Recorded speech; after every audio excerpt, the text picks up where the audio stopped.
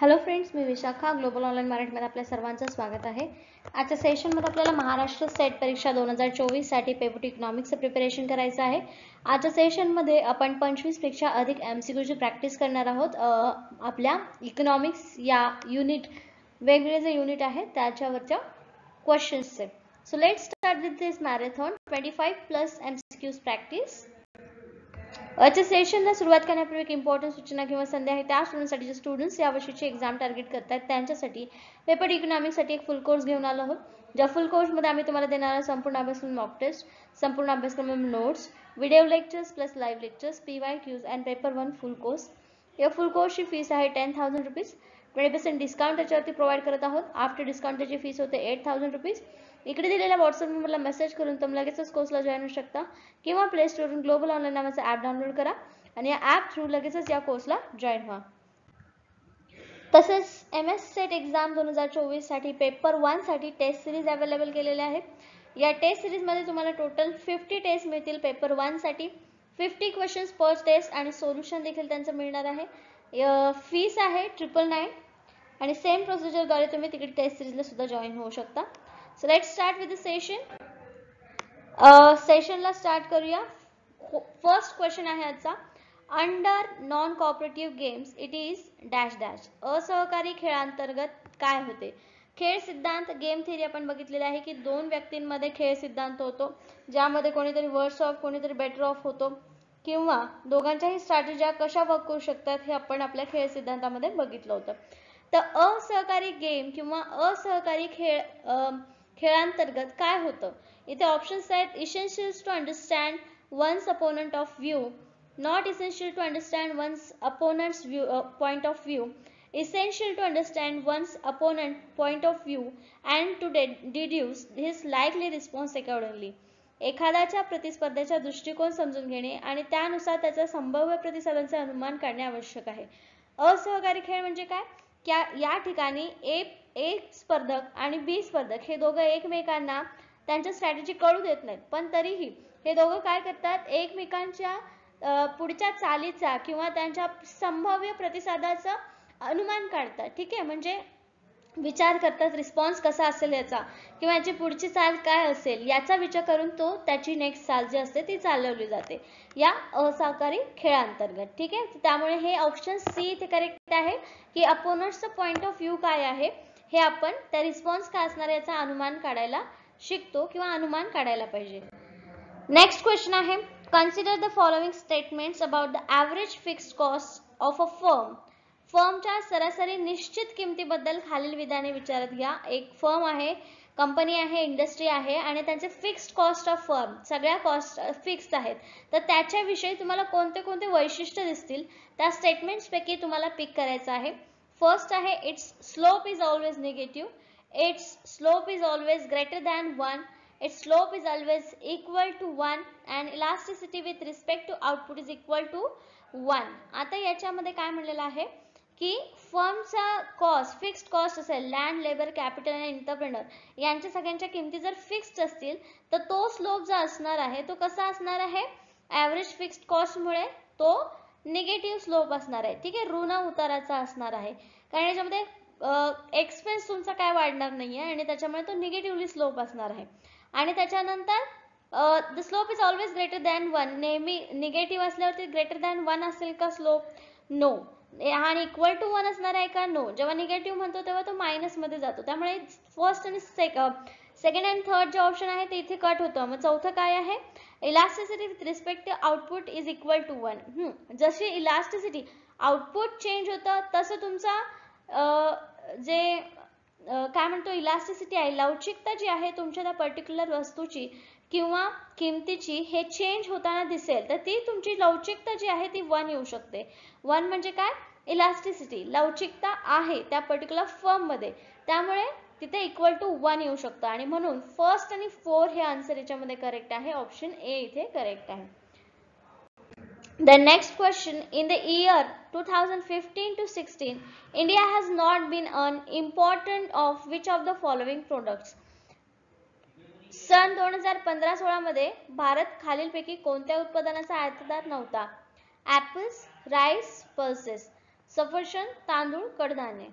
तर ऑप्शन्स इथे दिलेले आहेत आणि त्याच्यापैकी 15-16 मध्ये इंडिया हा फक्त राईसचा एक्सपोर्टर नव्हता. ठीक आहे, सॉरी इम्पोर्टर नव्हता, कारण इंडिया हा पहिल्यापासून काय आहे, भाताची शेती करण्यामध्ये नंबर 1 आहे. त्यामुळे हा इम्पोर्ट करत नव्हता किंवा त्याच्या ऐवजी तो एक्सपोर्ट मध्ये तांदळाला महत्त्व देत होता. ऍपल्स करत होते, पल्सेस करत होते, पण 15-16 मध्ये राईसेस साठी इंडिया इम्पोर्टर नव्हता. ठीक आहे, त्याची आयात घेतली जात नव्हती तांदळाची. सिम्पली डायरेक्टली तुम्ही त्याच्यावरती लॉजिक लावून सुद्धा ह्याचा आन्सर तुम्हाला मिळू शकतं. सफरचंद, तांदूळ, कडधान्यापैकी तांदूळाला इम्पॉर्टन्स म्हणजे आयात हा केला जात नव्हता. Next question, planning from below is known as, खालीलपैकी नियोजन म्हणून कशाला ओळखलं जातं? एक आहे functional planning, structural planning, centralise planning and decentralise planning. विकेंद्रित नियोजन, केंद्रीकृत नियोजन, संरचनात्मक नियोजन आणि कार्यात्मक नियोजन. प्लॅनिंग कशासाठी असतं की तुमच्या वेगवेगळ्या म्हणजे जे संसदेचं किंवा केंद्र सरकार आणि राज्य सरकारमध्ये मग तुमचं वेगवेगळ्या डिस्ट्रिक्ट लेवलचं पंचायत समिती किंवा लोकल बॉडीज ज्या आहेत त्या काय करतात, प्लॅनिंग करत असतात. आणि हे प्लॅनिंग काय असतं तर डिसेंट्रलायझेशन ऑफ प्लॅनिंग असतं.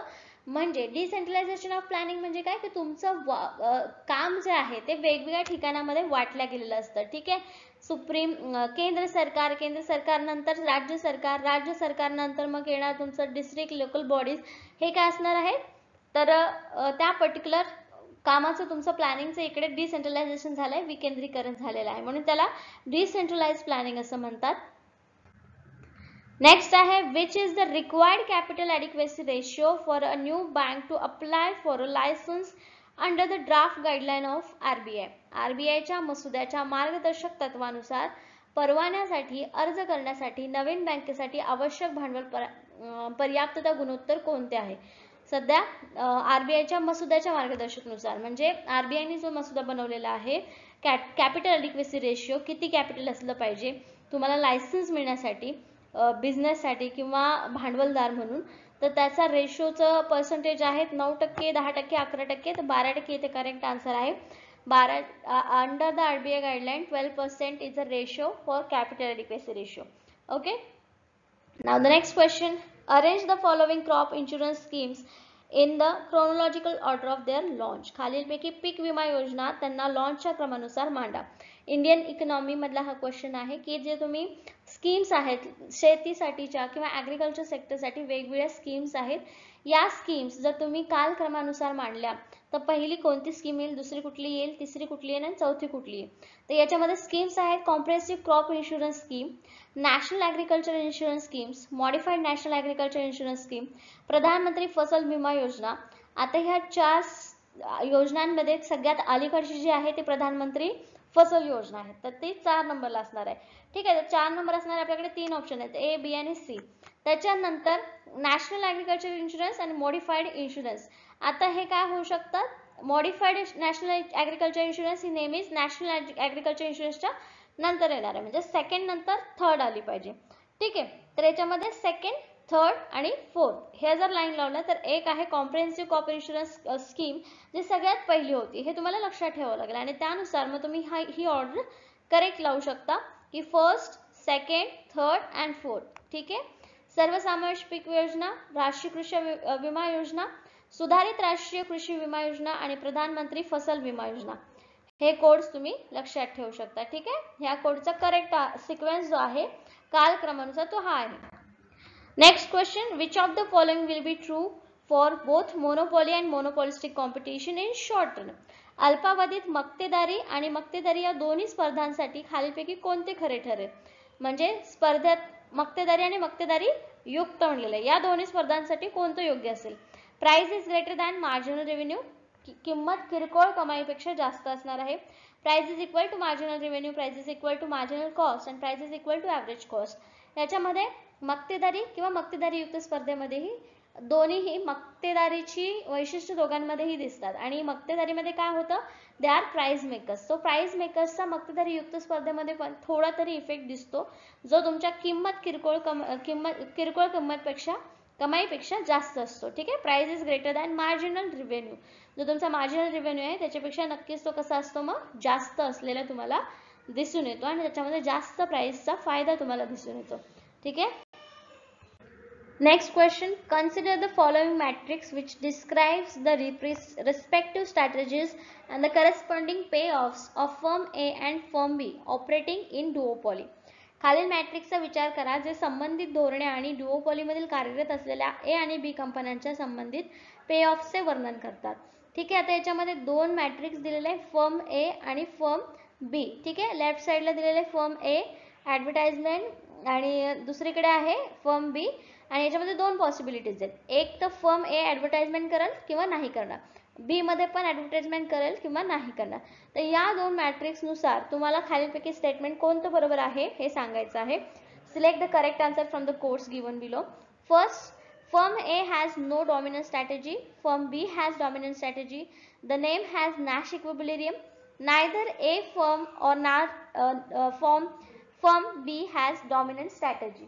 याच्यामध्ये पहिले नायदर म्हणजे दोन्हीही संघटना किंवा दोन्हीही फर्म जे आहेत त्या डॉमिनंट स्ट्रॅटेजी करू शकतात. दोघांनाही नॅश इक्विलिब्रियम पण येऊ शकतो. त्यामुळे 1, 2 आणि 3 जे आहे ए बी सी हे तिन्ही आन्सर्स इथे करेक्ट येऊ शकतात. फक्त डी जे आहे ते तिथे येणार नाही, म्हणजे नायदर फर्म ए और nor firm B has dominant strategy असं तिथे येणार नाही. ठीक आहे. Now the next question, in the context of oligopoly consider the following statements. ओलिगोपॉलीच्या संदर्भात खालील विधाने विचार घ्या. ओलिगोपॉली म्हणजे काय, तर त्या ठिकाणी काही नवीन संस्था ह्या एकाच रेषेत किंवा एकाच प्रोडक्शन मध्ये डिफरन्शिएट करून थोड्याशा ज्या कंपनी आहेत, इंडस्ट्रीज ज्या आहेत त्या काम करत असतात. तर या ओलिगोपॉलीच्या बाबतीत खालीलपैकी कोणते स्टेटमेंट्स करेक्ट आहेत किंवा बरोबर आहेत हे आपल्याला सांगायचे. तर कुर्नोट्स इक्विलिब्रियम इज नॅश इक्विलिब्रियम. आता कुर्नोट इक्विलिब्रियमला नॅश इक्विलिब्रियम असं म्हणतात, हे बरोबर आहे. ठीक आहे, हे स्टेटमेंट तुम्ही लक्षात राहू द्या की कुर्नोटचा समतोल म्हणजे नॅश समतोल आहे. Then second is Stackelberg equilibrium is Nash equilibrium. Select the answer from given below the code. आता स्टॅकलबर्ग हा समतोल, स्टॅकलबर्ग समतोल किंवा कुर्नोटचा समतोल यांना नॅश समतोल असंही म्हणतात, कारण ते सुद्धा नॅश इक्विलिब्रियम दाखवतात. नॅश इक्विलिब्रियम म्हणजे काय की दोघांचेही विचार किंवा दोघांच्या स्ट्रॅटेजीज एका ठिकाणी काम करतात सेम वेने किंवा सेम त्यांचे विचार इथं होतात आणि त्याला आपण काय म्हणतो, मग इक्विलिब्रियम असं म्हणतो. देन मग याच्यामध्ये कोणता आन्सर बरोबर येईल, तर ऑप्शन सी इथे करेक्ट असणार आहे. Both A and B statements are correct. ठीक आहे. नेक्स्ट क्वेश्चन आहे, consider the following diagram with two parallel demand curves A B and C D. A B इकडे आहे दिसतोय तुम्हाला, हा जो कर्व आहे तो आहे ए बी आणि दुसरा जो आहे तो आहे सी डी. तर याच्यामध्ये कर्व मध्ये the price elasticity of demand हे याविषयी, मागणीची किंमत लवचिकतेविषयी या डायग्राम मध्ये काय बरोबर आहे ते सांगायचं. इकडे बघा प्राइस आहे, इकडे क्वांटिटी आहे. Point R and S is equal. आता याच्यामध्ये आर हा पॉइंट ए बी वरती हा पॉइंट आणि सी बी हा पॉइंट सेम आहे असं म्हणणं आहे. प्राइस इलास्टिसिटी ऑफ डिमांड मध्ये, मागणीची लवचिकतेमध्ये हे समान आहे असं म्हटलेलं आहे. ठीक आहे, तर या ठिकाणी हे कसं असणार आहे, बरोबर असणार आहे का, नाही. आर आणि एस इज नॉट इक्वल का किंमत लवचिकता काढताना. मग point R is greater than that at the point of S. ठीक आहे, तर याच्यामध्ये आर हे काय आहे, लवचिकता जास्त दाखवतंय एस पेक्षा, कारण आर हा अलीकडे आलेला आहे आणि त्यामुळे त्याची लवचिकता जी आहे, किंमत लवचिकता जी आहे मागणीची, ती तिथे कशी असणार आहे, जास्त असणार आहे.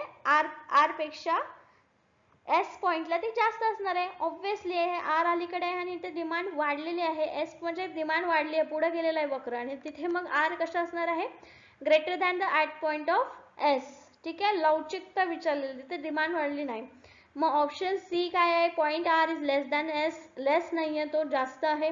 ठीक आहे, आणि point R is and S is infinite. याच्यामध्ये इनफायनाइट तर नाहीच आहे.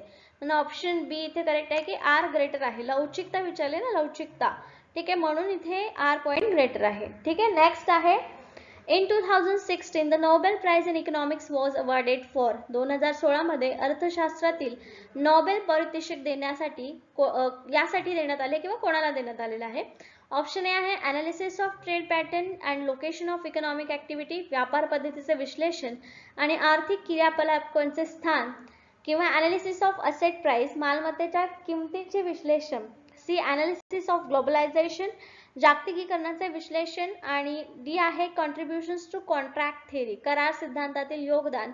याच्यासाठी नोबेल प्राइज इकॉनॉमिक्स मध्ये देण्यात आलेला आहे 2016 मध्ये. ठीक आहे.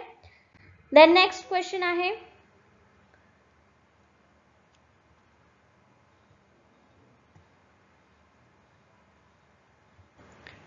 Okay, which of the following is not true for perfect competition. म्हणजे पूर्ण स्पर्धेसाठी खालीलपैकी कोणतं स्टेटमेंट खरं नाही असं विचारलेलं आहे. म्हणजे बाकीची खरे असणार, फक्त एक चुकीचं असणार आहे. ज्यामध्ये फर्स्ट आहे price is equal to LAC, that is long run average cost. किंमत ही लॉंग रन ॲव्हरेज कॉस्ट असते. आपल्या परफेक्ट कॉम्पिटिशन मध्ये परफेक्ट कॉम्पिटिशनचे वैशिष्ट्य काय आहेत, तर तिथे भरपूर सारे सेलर्स असतात, भरपूर सारे खरेदीदार पण असतात, कन्झ्युमर्स पण असतात, ओपन एंट्री असते, प्रोडक्ट्स आर होमोजिनियस. त्यामुळे तिथे प्राइस पण लॉंग रन मध्ये ॲव्हरेज कॉस्टची कशी असते, बरोबर असते, इक्वल असते.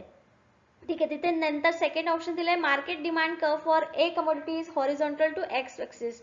आता म्हणजे तिथे काय म्हटलेलं आहे, ए कमोडिटीसाठी जे कर्व असणार आहे, डिमांड कर्व तो असणार आहे, तो कॉन्स्टंट असणार आहे परफेक्ट कॉम्पिटिशनसाठी असं म्हटलेलं आहे. मग हा क्षितिज समांतर असणार आहे, म्हणजे आपण काय म्हणतो प्राइस त्याची समान असणार आहे प्रत्येक वेळेला. असं असणार आहे का, समान असणार आहे का, नाही. परफेक्ट कॉम्पिटिशन मध्ये ती हॉरिझॉन्टल नसणार आहे एक ॲक्सिसला, म्हणून हे ऑप्शन इथे कट आहे. फर्म्स अर्न नॉर्मल प्रॉफिट, सगळ्या फर्म्स कसे नॉर्मल प्रॉफिट कन्सिडर करतात आणि ते मिळवतात. ठीक आहे. तर हे इथे बरोबर आहे. आणि डी काय आहे, in the long run firms operate the minimum point of average cost. Minimum point जो आहे, दीर्घकाळामध्ये कंपन्या किंवा ज्या नवीन फर्म्स आहेत त्या सरासरी खर्चाच्या किमान बिंदूमध्ये काम करतात. तर हे बरोबर आहे. पण इथे बी ऑप्शन जे आहे ते चुकीचं आहे, की ते एक सेक्शनला समांतर असतात. परफेक्ट कॉम्पिटिशन मध्ये ते समांतर नसणार आहेत. ओके. नेक्स्ट क्वेश्चन आहे which among is the following statement is correct. The minimum point of average variable cost and marginal cost are the same level of output. कोणतं स्टेटमेंट खरं आहे असं विचारलेलं आहे.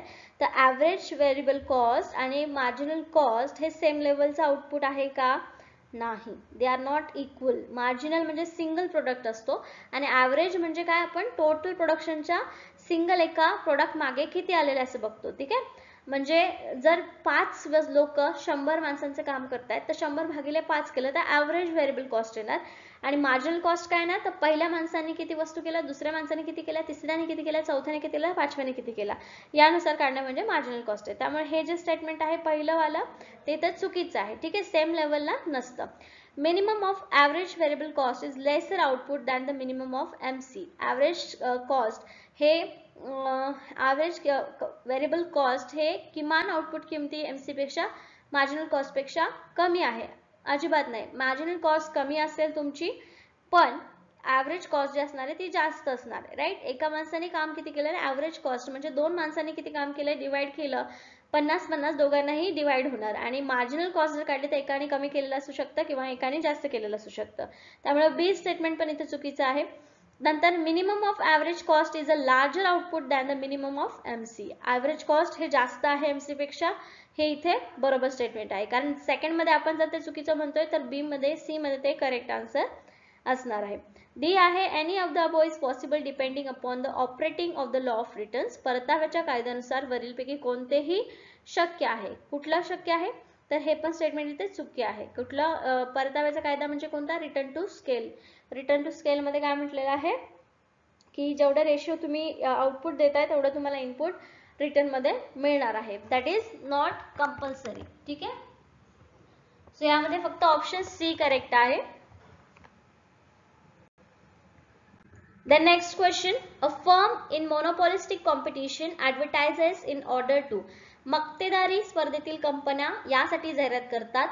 Make its product more similar to its competitors, shift the demand curve for its product to the left, make the demand for its product less price elastic, reduce the industry price. आता याच्यामध्ये काय काय reasons आहेत, याच्यामध्ये असं विचारलंय की जाहिराती, मक्तेदारी करणारी स्पर्धा आहेत, या जाहिराती कशासाठी करतात. मोनोपॉलिस्टिक, नॉट मक्तेदारी किंवा मोनोपॉली नाहीये इथे. मोनोपॉलिस्टिक म्हणजे मक्तेदारी युक्त स्पर्धेमध्ये जाहिराती करतात. मोनोपॉली मध्ये सिंगल सेलर असणार आहे. मोनोपॉली मध्ये त्याच्यासारखे थोडेसे आणखीन जास्त सेलर्स असणार आहेत.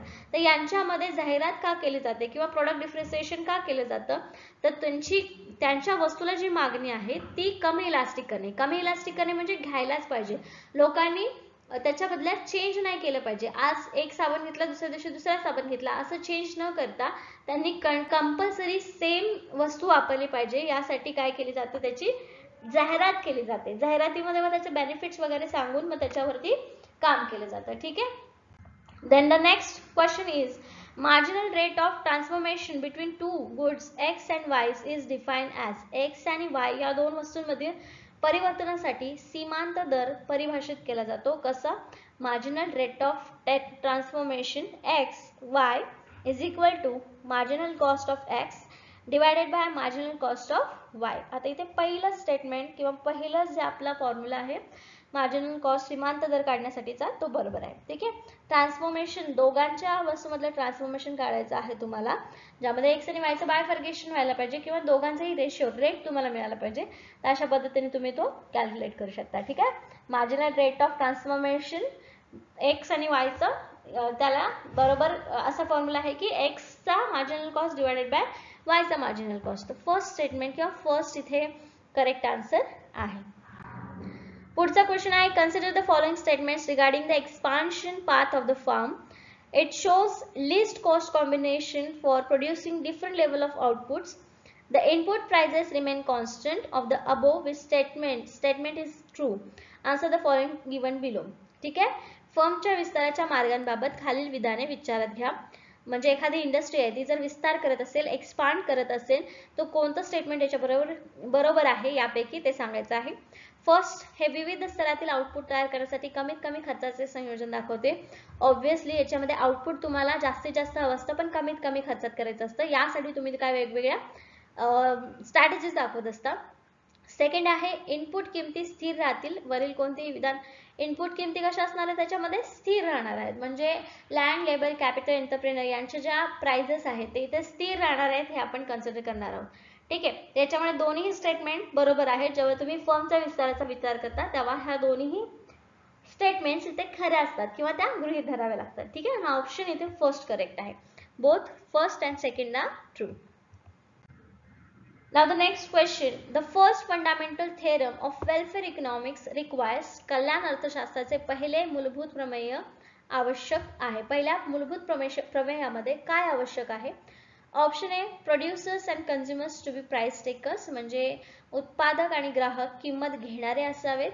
कल्याणकारी अर्थशास्त्रामध्ये दोघंही आउटपुट करणारा आणि वस्तू खरेदी करणारा तो ग्राहक आणि सेलर दोघंही प्राइस टेकर्स असले पाहिजे. जी प्राइस त्यांना मिळते व्यवस्थित सगळे कॅल्क्युलेशन्स करून त्या दोघांनी प्राइस टेकर असलं पाहिजे, तेव्हा वेलफेअर होईल. दुसरा आहे that is economy operates at the same point on the utility possibility curve. अर्थव्यवस्थेचा उपयोग युटिलिटी पॉसिबिलिटीच्या वक्रावर कधीतरी चालतो. ठीक आहे. म्हणजे काय? The economy operates at the some point on the utility possibility curve. उपयोगितेचा पॉसिबिलिटी कर्व जो आहे त्याच्यावरती कल्याणकारी अर्थशास्त्र चालतं. म्हणजे युटिलिटी म्हणजे तुम्हाला माहिती आहे की युटिलिटी म्हणजे त्या वस्तूची किती उपयुक्तता आहे तुम्हाला, त्यानुसारच त्याचा वापर केला त्या बेसिसवरती तुमचं कल्याण अर्थशास्त्र काम करणार आहे. त्याच्यानंतर सी आहे that there be an efficient market for every commodity. प्रत्येक वस्तूसाठी कार्यक्षम बाजारपेठ असावी. हे कल्याण अर्थशास्त्राचा मूलभूत प्रमेय आहे आणि इथे ऑप्शन आपल्याला दिलेलं आहे ऑल ऑफ द अबोव. त्यामुळे हे तिन्ही जे आहे ते कल्याण अर्थशास्त्राचे पहिले मूलभूत प्रमेय आवश्यक आहेत. ठीक आहे. थेरम ऑफ वेलफेअर इकॉनॉमिक्स कुठे समजलं तुम्हाला? वेलफेअर इकॉनॉमिक्स म्हणजे काय? जे तुमच्या अर्थव्यवस्थेमधल्या पॉप्युलेशनचं कल्याण करते. ठीक आहे. पुढचा आहे which among the following allocation distribution corresponds to Rawlsian concept equity. खालीलपैकी कोणते वाटप वितरण रॉल्सियन इक्विटी संकल्पनेशी सुसंगत आहे? हा आता नवीन क्वेश्चन तुम्हाला दिसतोय. तसं एकदा लक्षात घ्या. All the members of the society receive equal amount of the goods. Maximum the utility of the least well-off people. Market outcomes are most equitable and maximum the total utility of all members of the society. समाजातील सर्व सदस्यांना समान प्रमाणात वस्तू मिळतात. कमीत कमी चांगल्या लोकांची उपयोगिता जास्तीत जास्त करा. म्हणजे युटिलिटी सगळ्यांना वाढली पाहिजे त्या पर्टिक्युलर वस्तूची किंवा त्या पर्टिक्युलर कमोडिटीची, पण कमीत कमी लोकांचा बेटर ऑफ करून. म्हणजे बाकीच्यांना आता जसं की आपल्याला माहिती आहे इकॉनॉमिक्समध्ये कोणीतरी बेटर ऑफ होतं आणि कोणीतरी वर्स ऑफ होतं, कोणाचं तरी हार होते कोणाची तरी जीत होते. तर तसं होताना वेलफेअर करण्यासाठी, इकॉनॉमिक्समध्ये वेलफेअर करण्यासाठी, इक्वली सगळ्यांना ट्रीट होण्यासाठी काय करावं लागणार आहे, तर सगळ्यांना जास्तीत जास्त उपयोगिता द्यावी आणि कमीत कमी लोकांचं नुकसान होईल याचा विचार केला पाहिजे. म्हणून ऑप्शन बी इथे करेक्ट आहे या क्वेश्चन साठी. नेक्स्ट क्वेश्चन आहे, under the discriminating monopoly if the elasticity of demand in market first is 2 and in market second it is 1, elasticity is being an obsolete term, then the price behavior of the monopolist will be. भेदभाव करणाऱ्या मक्तेदारी अंतर्गत जर बाजार 1 मध्ये मागणीची लवचिकता 2 असेल आणि बाजार 2 मध्ये ती 1 असेल, तर लवचिकता परिपूर्ण अटींमध्ये मक्तेदारीची किंमत वर्तन कसं असेल, त्याच्यामध्ये to charge a higher price in market first, to charge a higher price in second. Higher price in market second असं का म्हणतोय, कारण तिथे लवचिकता जी आहे ती एकच आहे, इक्वल कमी असणार आहे, पण लवचिकता बाजार 1 मध्ये जास्त आहे आणि त्यामुळे या बाजारामध्ये किंमत जास्त आकारली पाहिजे दुसऱ्या बाजारामध्ये, तेव्हा ती लवचिकता कमी होईल. ठीक आहे, प्राइस चेंज होण्याचे जे चान्सेस असतात, मागणी जी आहे ती कमी जास्त होत असते, म्हणजेच ती काय होते, लवचिक असते. ठीक आहे, ओके. पुढचा प्रश्न आहे, in the standard of adjoining diagram the measure of consumer surplus is. मानक संलग्न आकृतीमध्ये ग्राहक अधिशेषाचे मोजमाप कसे केले जाते. तिथे दाखवलेलं आहे तुम्हाला इलास्टिसिटी, कमोडिटी अँड मनी. हे डाव्या साईडला वाय ऍक्सिस वर मनी आहे आणि कमोडिटी आपल्याला एक्स ऍक्सिस वरती दाखवली आहे. मागणी आणि कमोडिटीची मागणी आणि मनी त्याच्यानुसार इथे हा कर्व आलेला आहे, ज्याच्यावरती वेगवेगळे कॉम्बिनेशन्स तुमचे दाखवलेले आहेत. आयसी कर्व दाखवलेत, इंडिफरन्स कर्व दाखवलेत, दोन वस्तूंचं कॉम्बिनेशन कमोडिटी आणि मनीनुसार किती कमोडिटी तुम्ही घेऊ शकता याचं कॉम्बिनेशन आहे. तर याच्यामध्ये कंझ्युमर सरप्लस कुठे दाखवलेला आहे, तर कंझ्युमर सरप्लस हा तुम्हाला हा पार्ट जो आहे तो पूर्ण कंझ्युमर सरप्लस दाखवलेला आहे, ए आणि बी. ठीक आहे, पी ए ओ बी ए ओ, तर ए बी जो पार्ट दाखवलेला आहे ए बी हा पूर्ण कंझ्युमर सरप्लसचा तुम्हाला दाखवलेला आहे याच्यामध्ये. Okay, now the next question, a cartel aims at maximising. कार्टेलचे उद्दिष्ट जास्तीत जास्त वाढवणे आहे. Individual profit, industry profit, share of the output of the member, goodwill of the member. आणि obviously the cartel aims at maximising industry profit. तुमच्या कंपनीचा उद्योग नफा आहे तो जास्तीत जास्त वाढवण्याचं काम किंवा एम कार्टेल कार्टेलचा महत्वाचं उद्दिष्ट आहे. ठीक आहे,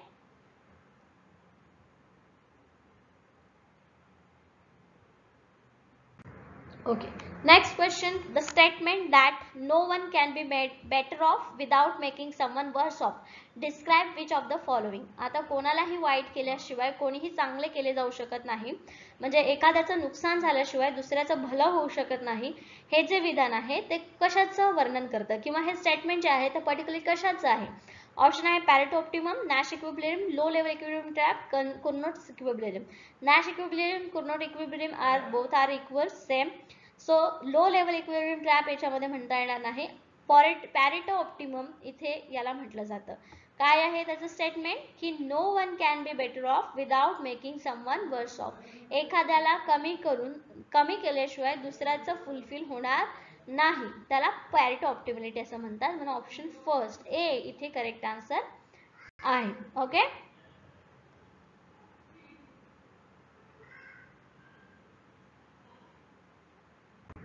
now the next question, Slutsky equation explains that. Slutsky समीकरण काय स्पष्ट करते, demand for durable goods, supply of durable goods, split between price, income and substitution effect, demand for rare or non-reproducible goods, टिकाऊ वस्तूंची मागणी, टिकाऊ वस्तूंचा पुरवठा, किंमत, उत्पन्न आणि प्रतिस्थापन प्रभाव यांच्यातील विभाजन, दुर्मिळ किंवा पुनरुत्पादित नसलेल्या वस्तूंची मागणी. तर स्लट्स्की इक्वेशन आपल्याला दोन प्राइस, इन्कम आणि सबस्टिट्यूशन इफेक्ट हा दाखवतो. ठीक आहे, दोन वस्तूंच्या किमतीमधला यांच्यातील विभाजन, सबस्टिट्यूशन कसं होतं, विभागणी कशी होते, डिस्ट्रीब्युशन कसं होतं हे आपल्याला सांगतंय, म्हणून इथे सी ऑप्शन करेक्ट आहे.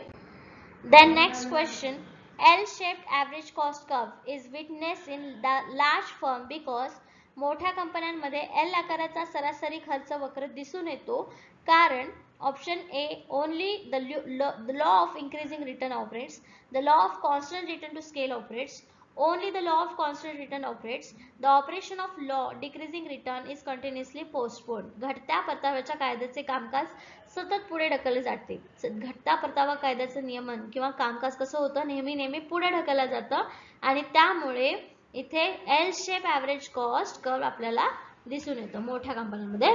लॉंग रन मध्ये लक्षात ठेवा, लॉंग रन मध्ये, मोठ्या काळामध्ये.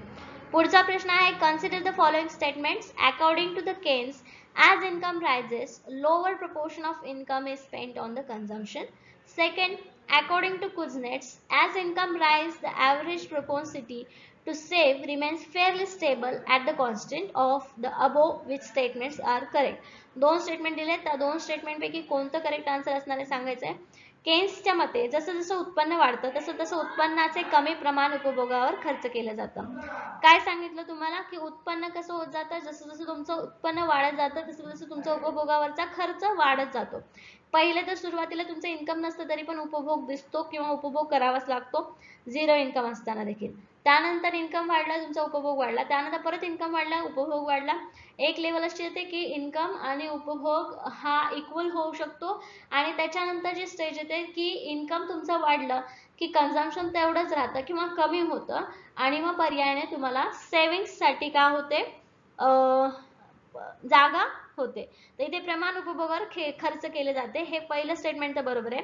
सेकंड स्टेटमेंट पण आपल्याला सांगतं कुझनोट नुसार की इन्कम वाढलं की ॲव्हरेज प्रपोसिटी टू सेव्ह सुद्धा स्टेबल राहते किंवा कॉन्स्टंट राहते. जसं की सुरुवातीला 500 रुपये पगार होता तेव्हा तुमच्याकडे काही शिल्लक राहत नव्हते. 1000 रुपये पगार झाल्यावर 200 रुपये तुम्ही इन्व्हेस्टमेंट मध्ये टाकले, कारण 800 रुपये 500 वरून 800 रुपयाचा तुमचा खर्च झालेला आहे. त्यामुळे both the statements are true, both A and B किंवा both first and second statements are true. Okay, for this question. Next question, if the marginal propensity to consume is equal to the average propensity to consume for all levels. उपभोगाची सीमांत प्रवृत्ती marginal प्रोपेन्सिटी consume उत्पन्नाच्या सर्व स्तरांवर y वर उपभोगाची सरासरी प्रवृत्ती ॲव्हरेज प्रोपेन्सिटी टू कंझ्युम समान असल्यास योग्य संबंधित उपभोग म्हणजे C कार्य काय असेल, कार्य म्हणजे काय, फंक्शन काय असणार आहे. C is equal to by, ठीक आहे, C is equal to by. C म्हणजे consumption is equal to by म्हणजे इन्कम असणार आहे, कंझम्पशन टू इन्कम, ठीक आहे. Average propensity consume and marginal propensity to consume हे इक्वल असल्यावरती हे इक्वेशन किंवा हे कार्य आपल्याला फंक्शन आपल्याला मिळणार उपभोगाचं, ऑप्शन सी वाला. ओके. त्यानंतर नेक्स्ट क्वेश्चन आहे, transfer payments by the government are not included in the net domestic product because सरकारद्वारे हस्तांतरण देयके निव्वळ देशांतर्गत उत्पादनामध्ये समाविष्ट करत नाहीत. कोणत्या गोष्टी समाविष्ट करत नाही? ऑप्शन्स आहेत, these are the gifts from the government to recipients, they are not counted as a commodities, no corresponding production of goods and service has taken place to the match such payments, there may be leakage in the such payments. आता या ज्या वस्तू सांगितलेल्या हस्तांतरिके देयके निव्वळ देशांतर्गत उत्पादनामध्ये समाविष्ट करत नाहीत, कारण अशा देयकांशी जुळवण्यासाठी वस्तू आणि सेवांशी कोणतेही संबंधित उत्पादन झालेले नाही, ठीक आहे. वस्तू आणि सेवांचं उत्पादनच झालेलं नाहीये, त्यामुळे ते काउंट कसं होणार देशांतर्गत उत्पादनामध्ये. पैसे तर दिसत आहेत, इन्कम तर दिसत आहे, इन्कम मेथड नुसार तुमच्या जीडीपी मध्ये ते कॅल्क्युलेट तर होणार, पण मग त्याच्या वस्तू आणि सेवांचं उत्पादनामध्ये प्रोडक्शन मेथड मध्ये जर कॅल्क्युलेट करायला गेलं तर ते चुकीचं तिथं डेटा मिळणार, ठीक आहे. त्यामुळे त्या वस्तूंचा समावेश याच्यामध्ये करत नाही निव्वळ देशांतर्गत उत्पन्न, ठीक आहे. GNP NNP net national income. Okay, next question. Phillips curve set up a relation between Phillips curve हा यांच्यातील संबंध सेट करतो. तर ऑप्शन आहे taxation and inflation and unemployment, money supply and aggregate demand, price and cost of the production. कर आणि महागाई आणि बेरोजगारी, पैशाचा पुरवठा आणि एकूण मागणी, किंमत आणि उत्पादन खर्च. तर याच्यामध्ये करेक्ट आन्सर जे आहे ते आहे ऑप्शन बी, महागाई आणि बेरोजगारी, इन्फ्लेशन अँड अनएम्प्लॉयमेंट. या दोन गोष्टींमध्ये फिलिप्स कर्व तुम्हाला संबंध दाखवतो. जसं जसं इन्फ्लेशन वाढेल तसं तसं अनएम्प्लॉयमेंट वाढेल आणि जसं जसं इन्फ्लेशन कमी होईल तसं तसं अनएम्प्लॉयमेंट सुद्धा कमी होईल असं या फिलिप्स कर्व मध्ये तुम्हाला दाखवलं जातं. कारण इन्फ्लेशन वाढलं की बरेचसे लोक बेरोजगार होतात आणि त्यानंतर तिथे अनएम्प्लॉयमेंट दिसून येते.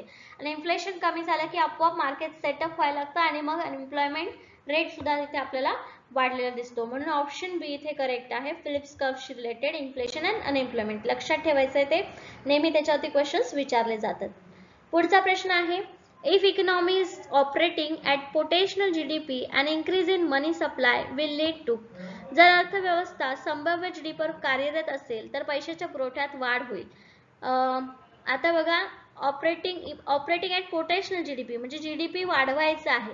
जीडीपी वाढवायचा आहे म्हणजे लोकांमध्ये मनी सप्लाय वाढवायचा आहे. मनी सप्लाय वाढवायचं म्हणजे मार्केटमध्ये पैसे वाढवायचे आहेत. मार्केटमध्ये पैसे वाढवले तर आपल्याला काय दिसून येईल? Stagflation, structural inflation, demand pull inflation, cost pull inflation. त्याच्यामध्ये करेक्ट आन्सर आहे जीडीपी साठी गव्हर्नमेंट पैसे जर हे करत आहे तर तिथे डिमांड पुल इन्फ्लेशन मिळणार आहे. डिमांड पुल इन्फ्लेशन म्हणजे मागणीच्या धक्क्यामुळे तिथे महागाई होणार आहे, इन्फ्लेशन येणार आहे. त्याला आपण मागणी पुल इन्फ्लेशन किंवा डिमांड पुल इन्फ्लेशन असं बोलतो, विच अफेक्ट्स ऑन जीडीपी. ठीक आहे. Next question, which of the following is related to micro economics. खालीपैकी कोणते सूक्ष्म अर्थशास्त्राशी संबंधित आहे? एक आहे inflation in economy, problem of unemployment, national income, income from railways. Micro economics सूक्ष्म अर्थशास्त्राशी कोणता विषय निगडीत आहे या दिलेल्या ऑप्शन्स पैकी असं विचारलेलं आहे. तिथे अर्थव्यवस्थेतील चलनवाढ हा मॅक्रोचा विषय आहे, बेरोजगारीची समस्या सुद्धा मॅक्रोचा विषय आहे, राष्ट्रीय उत्पन्न सुद्धा मॅक्रोचा विषय आहे. मग रेल्वेचे उत्पन्न एकच पर्टिक्युलर फॉर्म आपण घेतलेलं आणि त्याचं उत्पन्न जर आपण बघत असेल तर तो आपल्या मायक्रो इकॉनॉमिक्सचा पार्ट आहे. मायक्रो इकॉनॉमिक्स मध्ये तो स्टडी केला जातो, म्हणून ऑप्शन डी इथे करेक्ट आहे. Okay, that's it for today. The lecture is little ठीक आहे, थोडं छोटा आहे पण तुमचे 25 पेक्षा जास्त क्वेश्चन्स याच्यामध्ये कव्हर झालेले आहेत. यापैकी जो क्वेश्चन तुम्हाला समजला नसेल किंवा डाऊट असेल आन्सर मध्ये तर तुम्ही लगेचच कमेंट बॉक्स मध्ये मेसेज करू शकता. आपण त्याच्यावरती चर्चा करून तो क्वेश्चन सॉल्व्ह करूया किंवा करेक्ट आन्सर, करेक्ट एक्सप्लेनेशन त्याचं मी तुम्हाला व्यवस्थितपणे समजावेन. Okay, that's it for today. Thank you for today's session. Let's end this session.